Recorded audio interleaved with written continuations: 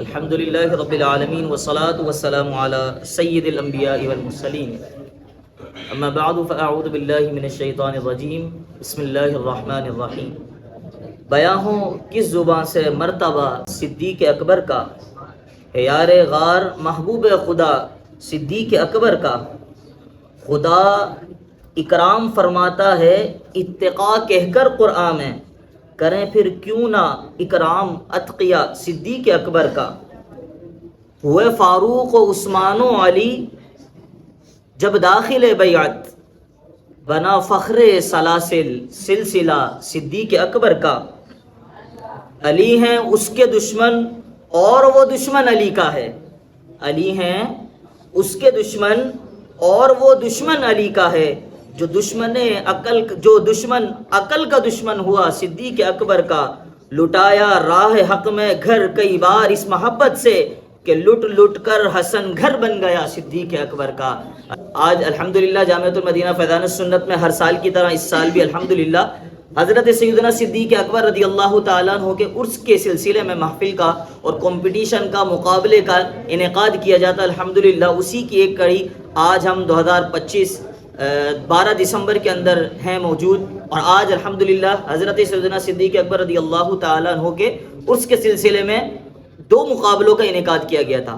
پہلا مقابلہ جو ابھی ہوا عصر سے مغرب کے درمیان، اس میں درجہ ثانیہ الف اور ثانیہ با نے حصہ لیا، اور تیاری دونوں کی کافی حد تک اچھی تھی، لیکن ثانیہ با نے اس مقابلے کو اچھے نمبروں سے جیتنے میں کامیابی سے وہ ہمکنار ہوئے۔ اور الحمدللہ اب جو مقابلہ ابھی شروع ہونے والا ہے، اس کی اسپیشلٹی یہ ہے، خصوصیت یہ ہے کہ الحمدللہ آج تک جتنے بھی ہم نے کمپٹیشن کیے تھے، ان کمپٹیشن کے اندر ہمارے اپنے طلبہ کرام ہی پارٹیسپیٹ کیا کرتے تھے۔ اس کمپٹیشن جو ابھی عنقریب آپ دیکھیں گے، ہمارے دونوں طلبہ کرام جو ابھی جن ٹیموں نے حصہ لیا ہے، انہوں نے بے حد محنت کی ہے۔ حضرت سیدنا صدیق اکبر رضی اللہ تعالیٰ عنہ کے زندگی کے مختلف گوشوں پر، سیرت مبارکہ پر کچھ سوال جواب کی صورت میں احادیث یاد کی ہیں۔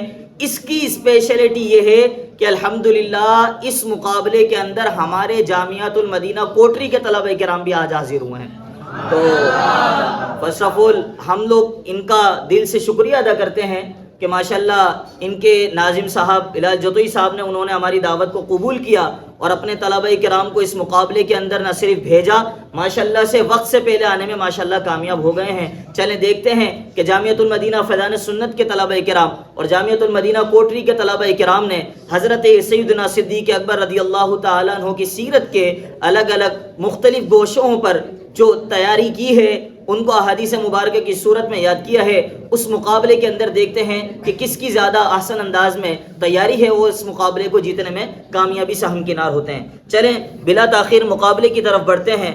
سب سے پہلے ہماری گیسٹ جو ٹیم ہے جامعۃ المدینہ کوٹری سے تشریف لائے ہیں، ان کی بارگاہ میں عرض ہے کہ آپ سب سے پہلے اپنا انٹروڈکشن دے دیں کہ آپ کہاں سے تشریف لائے ہیں، آپ کا تعلق کس جگہ سے ہے، اور آپ ابھی جامعۃ المدینہ کوٹری میں کس درجے میں طالب العلم ہیں۔ السلام علیکم، میرا نام مزمل حسین عطاری ہے، میں درجہ ثالثہ کا طالب علم ہوں، میں جامعۃ المدینہ کوٹری کا طالب علم ہوں۔ میرا تعلق نوشہرہ فیروز سے ہے اور ابھی میں کوٹری میں رہتا ہوں۔ میرا نام سید محمود شاہ ہے، میں جامعۃ المدینہ کوٹری سے آیا ہوں، میرا تعلق خورشید کالونی کوٹری سے ہے۔ میرا نام شہریار ہے، ہم کوٹری سے آئے ہیں، درجہ ثالثہ سے آئے ہیں، ہم آپ کا دادو سے ہیں، دادو۔ ماشاءاللہ دادو سے ہی تشریف لائے ہیں۔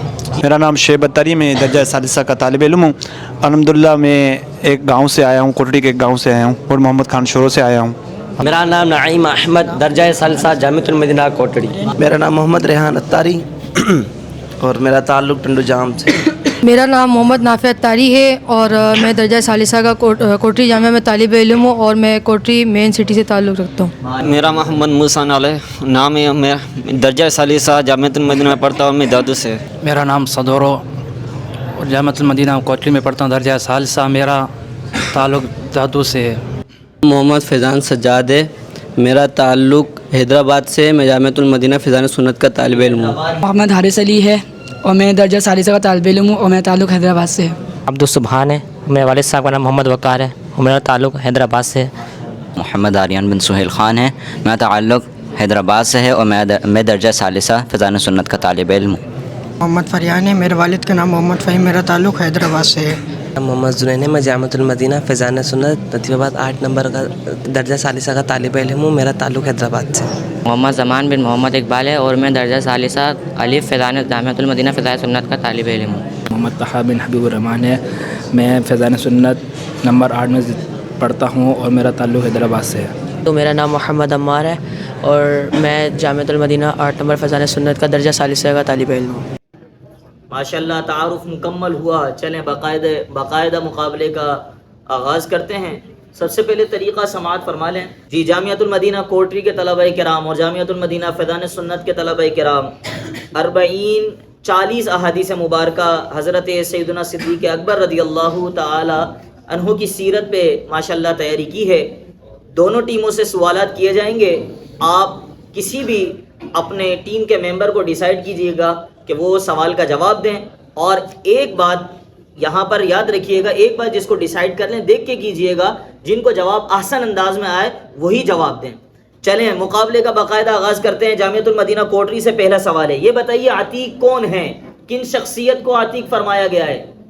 رسول اللہ صلی اللہ علیہ وسلم نے فرمایا ابو بکر آسمان میں بھی عتیق ہیں اور زمین میں بھی عتیق ہیں۔ آپ کا جواب درست ہے جی۔ جامعۃ المدینہ فیضان سنت کے طلبہ کرام سے اگلا سوال، یہ بتائیں کون سی ایسی شخصیت ہے جن کے بارے میں فرمایا گیا کہ وہ جہنم سے آزاد ہیں؟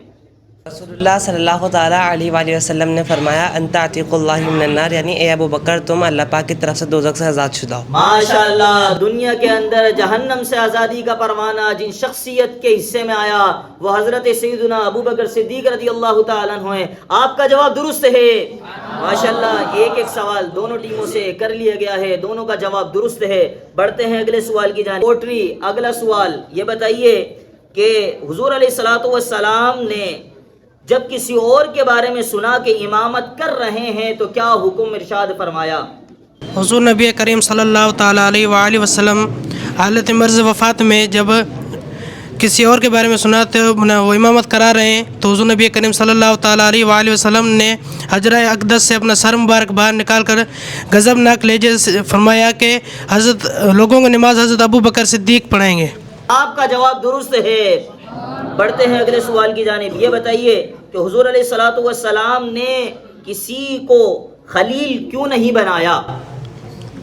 رسول اللہ صلی اللہ تعالیٰ علیہ وآلہ وسلم نے فرمایا اگر میں کسی کو اپنی امت میں سے خلیل بناتا تو وہ ابو بکر ہوتے، لیکن وہ میرے دوست اور بھائی ہیں۔ ماشاءاللہ، خلیل اگر بناتے تو حضور نے فرمایا میں اگر اپنا خلیل بناتا تو ابو بکر کو بناتا۔ آپ کا جواب درست ہے ماشاءاللہ۔ دونوں ٹیمیں تمام سوالات کے جوابات اب تک صحیح دینے میں کامیاب ہو گئی ہیں۔ بڑھتے ہیں اگلے سوال کی جانب۔ یہ بتائیے کہ حضور علیہ الصلوۃ والسلام کے ساتھ حوض کوثر پر کون صاحب ہوں گے؟ جامعۃ المدینہ کوٹری۔ رسول اللہ صلی اللہ علیہ وسلم نے فرمایا اے ابو بکر تم میرے حوض کوثر اور غار کے ساتھی ہو۔ اللہ اسی لیے تو سلایا ہے اپنے پہلو میں کہ یار غار کا رتبہ حضور جانتے ہیں۔ آپ کا جواب درست ہے۔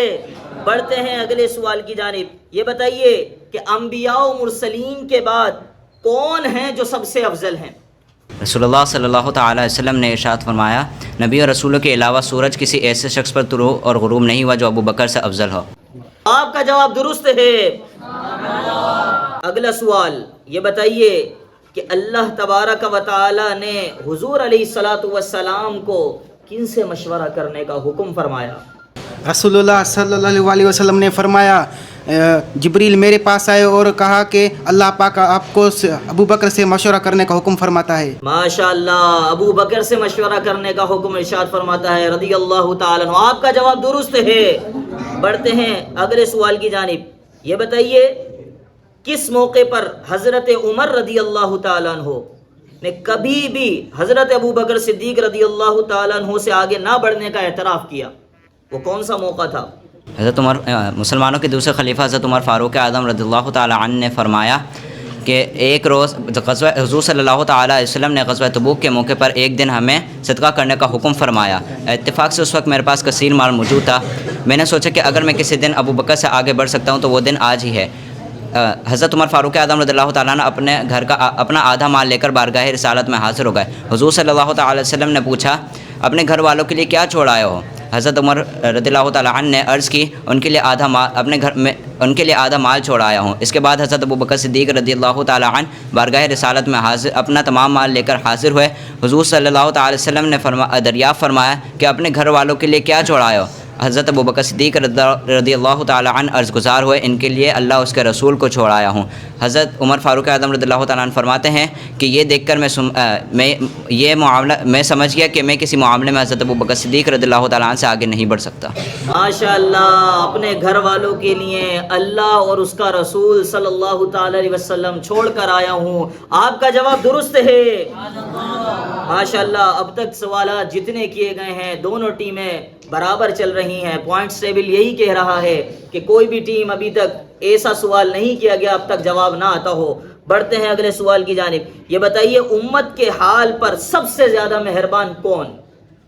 رسول اللہ صلی اللہ علیہ وسلم نے فرمایا میری امت میں سے امت کے حال پر سب سے زیادہ مہربان ابو بکر ہیں. سب سے زیادہ مہربان جو شخصیت ہیں وہ حضرت سیدنا ابو بکر صدیق رضی اللہ تعالیٰ عنہ ہیں.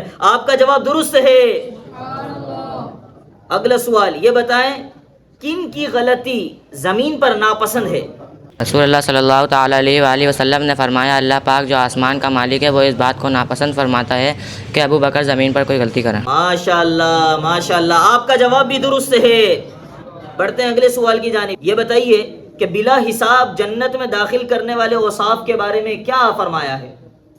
ان اوصاف کے بارے میں بتائیں کہ جو بلا حساب جنت میں داخل کرنے والے کے بیان کیے گئے ہیں. حضور صلی اللہ علیہ وسلم نے ارشاد حاضرین سے وہ روزے نماز جنازے میں شرکت مریض کی عادت اور مسکین کو کھانا کھلانے کے متعلق سوال کیا کہ آج کس نے عمل کیے ہیں؟ تو ہر بار حضرت صدیق اکبر رضی اللہ تعالیٰ عنہ بارگاہ رسالت میں عرض کرتے کہ میں نے یہ عمل کیا ہے. تو اس موقع پر حضور صلی اللہ علیہ وسلم نے ارشاد فرمایا جس شخص میں تمام اوصاف موجود ہوں تو وہ ضرور جنت میں داخل ہوگا.